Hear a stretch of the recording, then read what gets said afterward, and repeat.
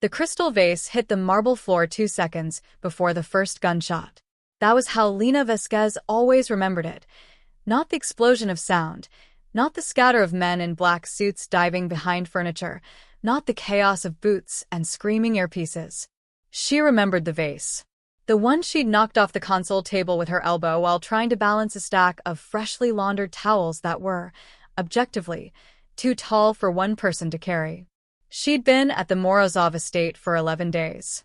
In those 11 days, she had broken a $4,000 porcelain lamp, flooded the east bathroom by leaving a faucet running while chasing a spider, accidentally served decaffeinated coffee to the head of security during a 3 a.m. crisis briefing, and now this, shattering a vase that, she would later learn, had survived the siege of Leningrad. Devushka. The head housekeeper, Mrs. Olenka, had stopped using Lena's actual name after day 4. She just called her girl now. It carried the full weight of a woman who had managed this estate for 22 years and had never once broken anything. Pick it up. Quietly. Lena crouched. Her knees cracked. One of the guards near the window, young, dark-haired, always chewing gum, smirked. She didn't care. She'd stopped caring about the smirks 4 days ago, right around the time she realized she needed this job more than she needed her dignity. Her mother's dialysis treatments were $1,700 a month. Her savings had lasted 3 months. The Morozov estate paid domestic staff 4 times the standard rate, required no references beyond a criminal background check, and offered on-site accommodations. The catch was the NDAs. The second catch was that the man who owned this estate was Dmitry Morozov, and everyone in the city knew what that name meant, even if no one said it out loud. She was collecting the last shard of crystal when the first shot punched through the east-facing window. The glass didn't shatter like in movies. It collapsed inward in a diagonal sheet, and the guard who'd been standing there was already falling, already grabbing his shoulder, already yelling something into his radio that got swallowed by the second shot.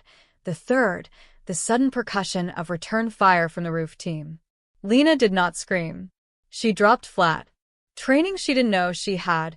Her father had been military, had died military, and had apparently installed some reflexes in her that she'd never had occasion to test before this moment. She pressed her cheek against the cold marble. Towels everywhere.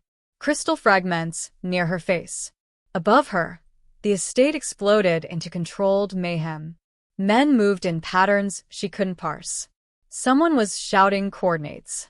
A door slammed 3 times in rapid succession somewhere above. She heard Mrs. Olenka's voice, strangely calm. Kitchen corridor. Everyone to the kitchen corridor. Lena army crawled toward the hall. She rounded the corner near the library and nearly collided with him. Dmitry Morozov was not what the rumors suggested. The rumors said he was enormous, cold-eyed, the kind of man whose presence made rooms feel smaller. He was tall, yes, but in this moment, crouched against the library doorframe with his jacket torn at the shoulder and blood tracking a thin line from his temple to his jaw, he looked like something the rumors had never accounted for. He looked like a man who was trying not to show fear. Their eyes met. "The floor," he said, very quietly. "Stay on the floor." "I am on the floor," she said. Something moved behind his eyes, not quite surprise. Not quite amusement. Something that hadn't been there a second before. "The maid," he said. "The clumsy one." "Lena Vasquez," she said. "And I prefer accident-prone." Another shot. Closer this time. The library windows spiderwebbed but held. Down the hall, she could hear his security team, voices tight with fear they were trying to suppress. She'd worked in enough high-pressure places to read the gap between what people said and what their voices meant. And what their voices meant, right now, was that something had gone very wrong with the plan. Something the 100 guards hadn't accounted for. "They know the layout," she said. It wasn't a question. Dmitry looked at her sharply. "The shots," she said. "They're not random. They're hurting." She'd grown up watching her father's study maps. She'd absorbed more than she knew. "They want you to move toward the north corridor." A beat of silence that lasted exactly long enough for her to wonder if she'd just said something that would get her fired. Or worse. "How do you know that?" "Because that's where the second team will be waiting," she said. And because no one shot at the kitchen yet. He stared at her for 2 full seconds. Then, "Can you cook?" She blinked. "What? Can you cook?" He was already moving low, fluid, away from the north corridor. "Because if we survive the next 10 minutes, I'm going to need to explain why I'm hiding in my own kitchen." She followed him. She didn't fully understand why. Maybe it was the way he'd said we. Maybe it was that, for the first time in 11 days, someone in this house had spoken to her like she was a person instead of a liability in an apron. They made it to the kitchen. Behind them, the north corridor erupted. The ambush team had been waiting there, 7 men, according to what she pieced together later. 7 men who had somehow been given the estate's full security rotation, the guard positions, the panic protocols. An inside job, so clean it had taken months to plan. The 100 guards hadn't protected him. But Lina Vasquez, 11 days on the job, had noticed that nobody was shooting at the kitchen. She crouched behind the industrial refrigerator while Dimitri pressed himself against the wall beside her, his breathing controlled in the precise way of someone who had learned to control it at great cost. "You're bleeding," she said. "I know. Your jacket is ruined." "I know. That was a Leningrad vase," she said. "The one I broke." He looked at her. In the half-dark of the kitchen, with gunfire still crackling through the corridors of his estate, something shifted in the architecture of his expression. "It was," he said. "My grandmother brought it out in her coat." "I'm sorry," Lina said. And she meant it. He was quiet for a moment. "Don't be," he said. "If you had knocked it over, I wouldn't have heard the first shot in time." The vase had broken 2 seconds before the ambush began. 2 seconds had saved his life. And neither of them had known it yet. The shooting stopped at 2:17 a.m. Lina knew the exact time because she'd been staring at the digital clock on the commercial oven, counting seconds the way her father had taught her to measure fear, not by how much you feel it, but by how long you can function inside it. When the silence settled and the security team began clearing rooms, she stayed where she was. Dmitry Morozov had not moved either.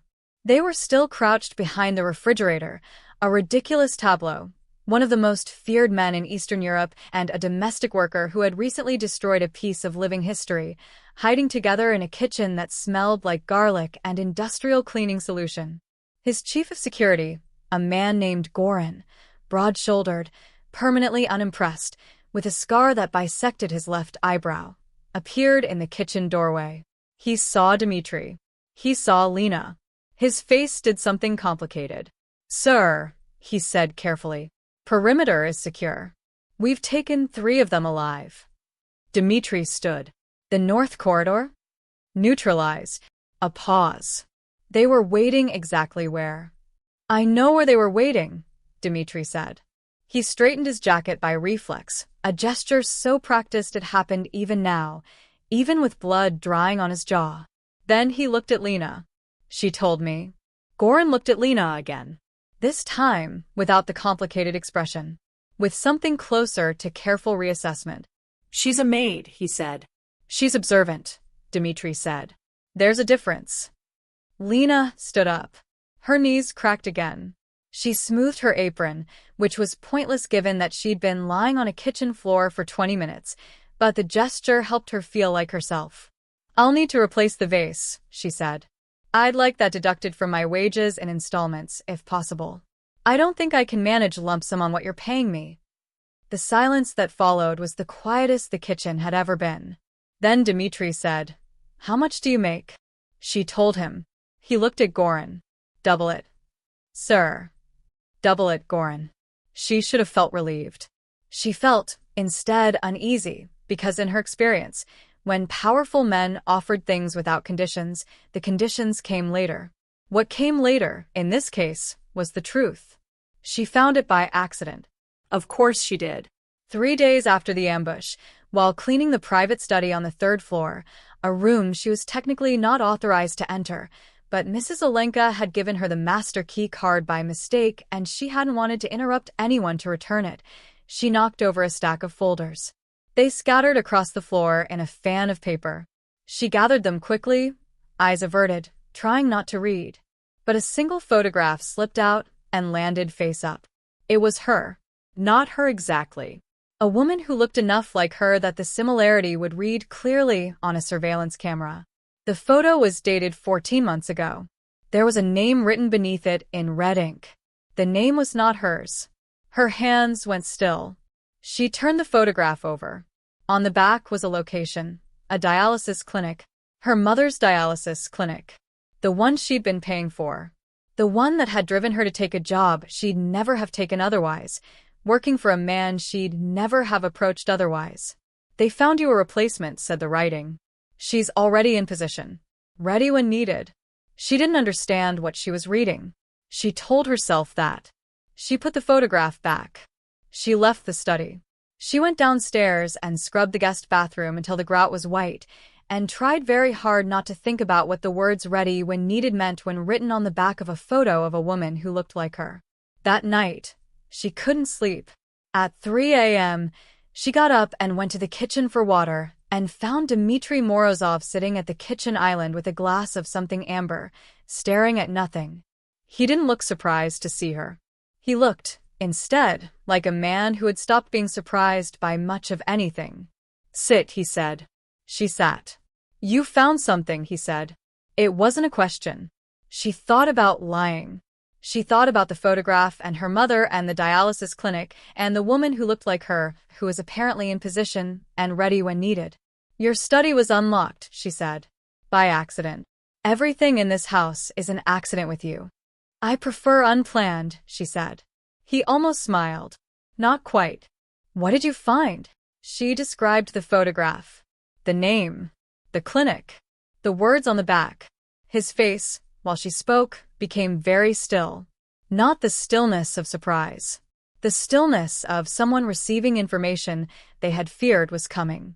When she finished, he was quiet for a long moment. You were placed here, he said. I was hired here, she corrected. I needed money. My mother. I know about your mother, he said. I know why you needed the money. I know about the clinic and the timing and the job posting that went up 4 days after your savings ran out. He looked at her. What I didn't know was whether you knew. The kitchen felt smaller. Someone manufactured the conditions that brought me here, she said slowly. Yes. So that I would be in place when they needed a what? A decoy. He was quiet. They were going to make it look like I was involved, she said. Not a question anymore. In the ambush. They needed someone on the inside who could be blamed. The photograph was insurance, he said. Evidence, fabricated in advance.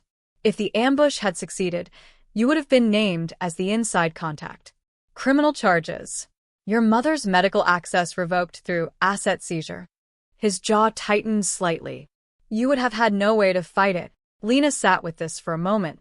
She had been a pawn.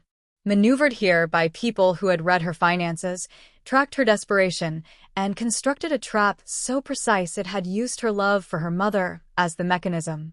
Who? She asked. He looked at his glass. That, he said, is what we're going to find out. We, again. She noticed he kept saying that. She was not supposed to become useful.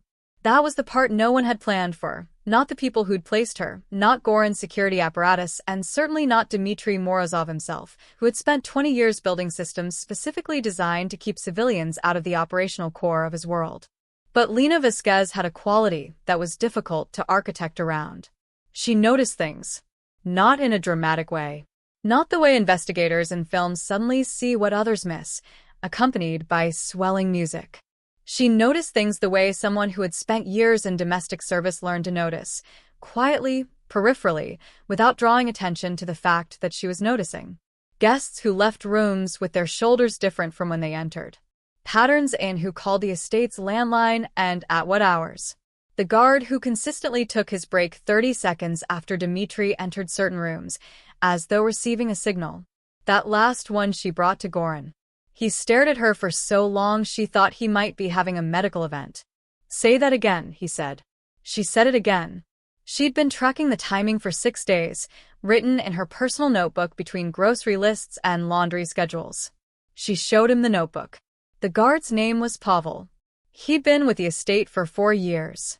He was, as Goran quietly confirmed 2 days later, through channels she wasn't told about, the source. Pavel was gone within a week. Lena didn't ask what that meant. What she did ask, what she couldn't stop herself from asking, on a gray Tuesday morning while she was reorganizing the pantry and Dmitri appeared in the doorway in the way he'd started doing, as though proximity to her had become a habit he hadn't chosen, was why he hadn't left. After the ambush, she said, you could have gone anywhere. Different country. Different city. You have resources. I do, he agreed. So, why stay? He was quiet for a moment. He had a coffee cup in his hand, black, no sugar, and he seemed to be studying the middle distance. Because leaving would mean they won, he said. And I have never been very good at that. Losing. Conceding, he said. They're different things. She thought about that for a while. She thought about it while she finished the pantry. She thought about it while she made a formal, written request to Mrs. Olenka to be assigned to the upper floors going forward, citing a need for variety in routine. Mrs. Olenka had given her a look that suggested she found this suspicious, but granted it. The upper floors were where the private communications happened, not the illegal kind or not obviously, but the kind that mattered, the calls with lawyers, the meetings with men who arrived in cars with no plates and left with envelopes, the quiet conversations in the corner of the sitting room that stopped when domestic staff entered and resumed when they left. Lena stopped trying to be invisible. She was already invisible. That was the thing about being staff. People stopped seeing you after a certain point. They spoke freely around you because you were furniture that breathed. She had been invisible for 11 years in various domestic positions, and she had learned to use invisibility the way a photographer uses a long lens, to see clearly from a distance without disturbing what you're observing. She began to build a picture. It took 3 weeks. The picture that emerged was this. The ambush had not been about killing Dmitri Morozov. It had been about removing him long enough for a vote. There was a governance structure. She didn't understand all of it, but she understood the shape, and Dmitri held a blocking position within it. His removal, temporary or permanent, would have enabled a realignment, a transfer of something significant. The man behind it was not a rival from outside. He was a partner. A man named Vasil Krecht, who had sat at Dmitri's table at least twice in the week she'd been here, who had laughed warmly and eaten well and spoken to Mrs. Olenka about the quality of a lamb. When she laid this out, quietly in the kitchen on a Tuesday night, using her notebook and the careful language of someone who knew she was operating outside her training, Dmitri sat very still for a long time. You're certain, he said.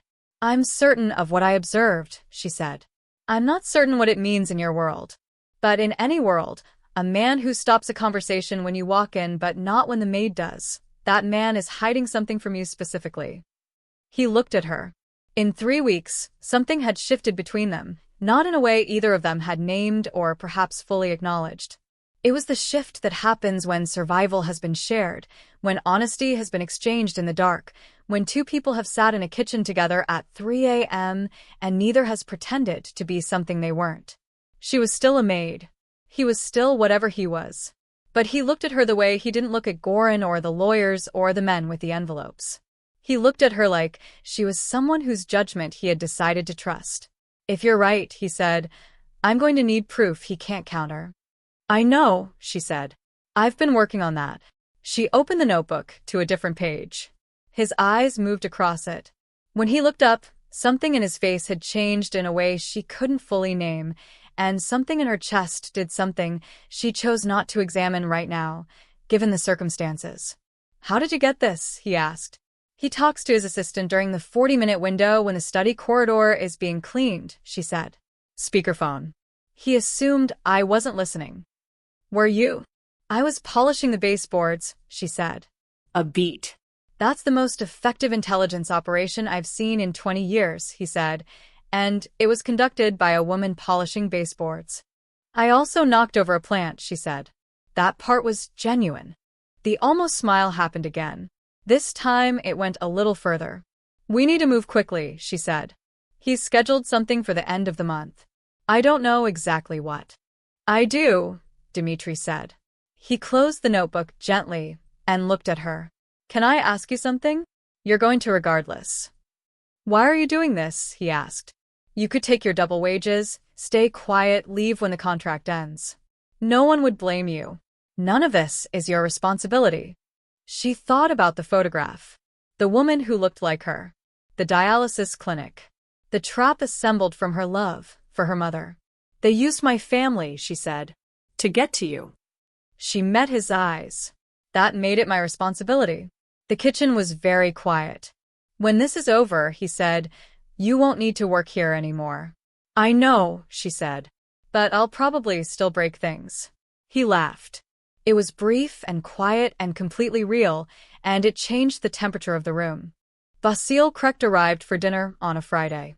He came as he always came, with a bottle of wine he'd chosen personally, a warmth in his handshake that reached his eyes, and the particular ease of a man who believed himself secure.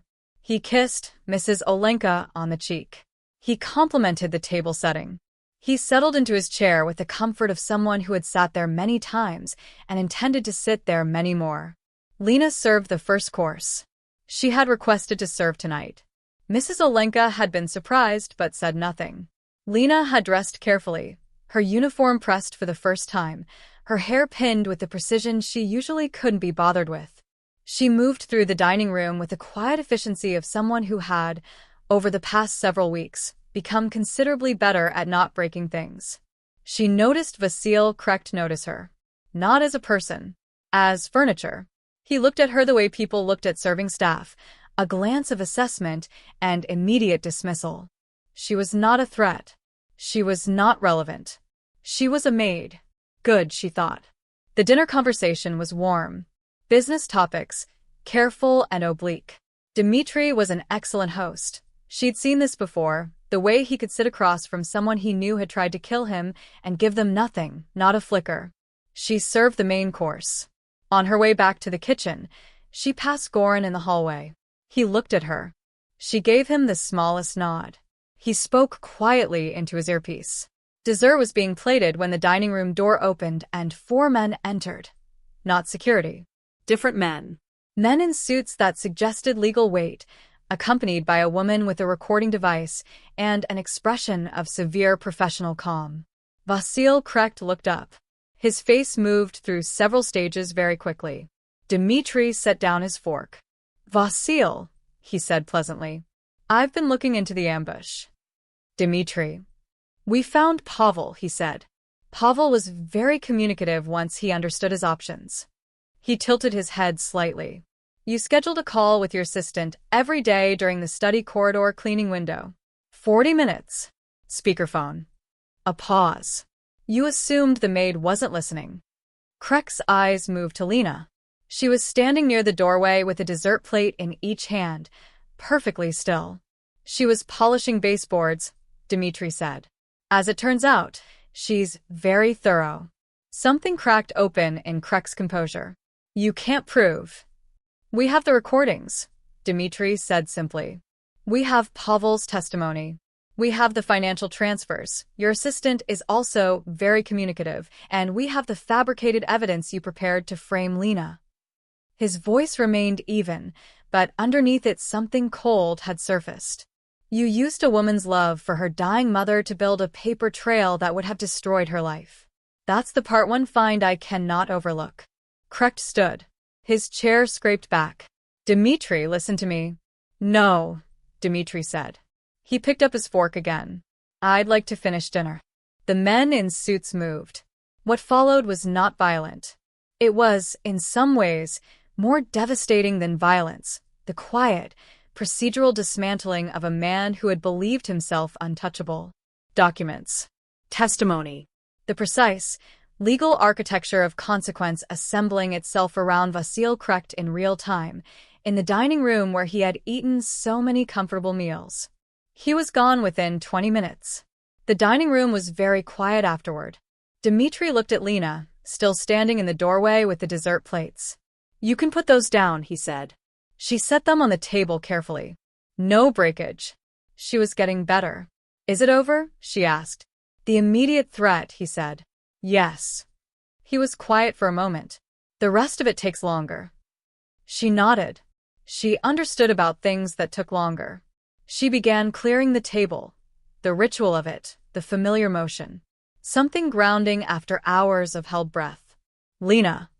She stopped. He was looking at her with an expression she had seen building for weeks, the expression of a man who had spent so long in a world where trust was a liability that he'd forgotten what it felt like to simply extend it to another person. "Your mother's treatments," he said. "I've arranged for a private facility. Full coverage. Ongoing." He paused. "No conditions." She was quiet for a moment. "That's too much," she said. "It is not," he said. "It is, in fact, the least accountable reckoning I've seen in a long time." His jaw shifted slightly. "They used her to get to me. That makes her my responsibility, too." Lena looked at the table, at the dessert plates she hadn't broken, at the dining room that had, over the past hours, become the site of a quiet reckoning she had helped build piece by piece, from the floor of a kitchen, with a notebook and her father's old instinct for reading rooms. "I'm still going to break things," she said. "I know," he said. "I've had the Leningrad vase insured." She looked at him. "There was a second one," he said. "My grandmother was practical." She laughed, the first full laugh she'd had in weeks, real and unguarded, and it moved through the quiet dining room like something the house hadn't heard in a long time. He watched her laugh. And for the first time in 20 years, Dmitry Morozov was not calculating risk. He was just there, in a room that smelled like dinner and possibility, across from a woman who had walked into his house clumsy and broke and had quietly, accidentally, saved his life 3 times over, once with a vase, once with a notebook, and once simply by being someone worth protecting.